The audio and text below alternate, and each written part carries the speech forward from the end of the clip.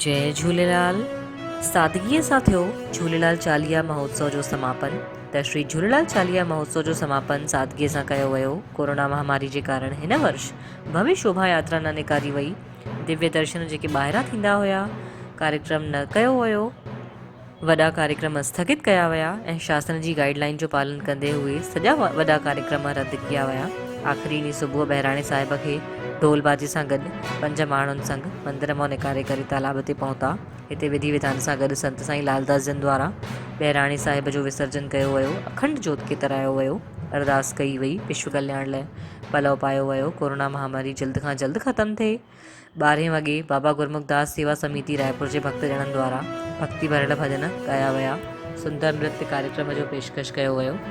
मंझंदि 1 वॻे सीमित भक्तजननि जे विच मंदिर जे अंदरि संत साईं लालदास जन दर्शन ॾिननि ऐं 40 ॾींहंनि जो पंहिंजो मौन व्रत खे पूरो कयो ऐं पंहिंजी अमृतवाणी में चयो त जेका इहा कोरोना महामारी आई आहे इहा असां इंसाननि जी ग़लतियुनि जो ऐं कर्मनि जो ई फल आहे। दुख में भॻवान जो सिमरन कजे, भॻवान जी पूजा अर्चना कजे। दुख तकलीफ़ समाप्त थी वेंदो ऐं कष्ट बि हली वेंदा ऐं सुख जा ॾींहं वापसि ईंदा। जेके माण्हू हिते न अची सघिया आहिनि ऐं जिन माण्हुनि चालीहे जो उपवास रखियो, घाघर रखियनि, पूजा अर्चना कयनि, उन सभिनि भक्तनि जी मनोकामनाऊं ज़रूरु पूरियूं थींदियूं। कार्यक्रम जे आख़िर में प्रसाद वितरण कयो वियो। हिन अवसर ते चालीहा उत्सव में कई संत महात्मा मंदर ते पहुता।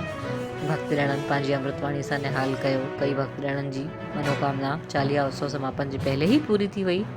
अलॻि शहरनि मां जिन भक्तजननि सुहरा ऐं सिक्का मोकिलिया हुआ उन्हनि जी पूजा अर्चना करे वापसि भक्तजननि खे भिजवाया विया।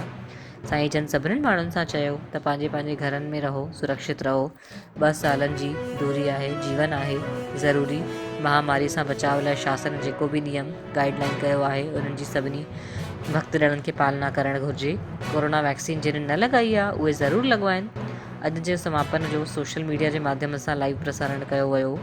हज़ारनि जी संख्या में भक्तजननि चालीहो समापन ॾिठो, साईं जन जी अमृतवाणी ॿुधनि। जय झूलेलाल।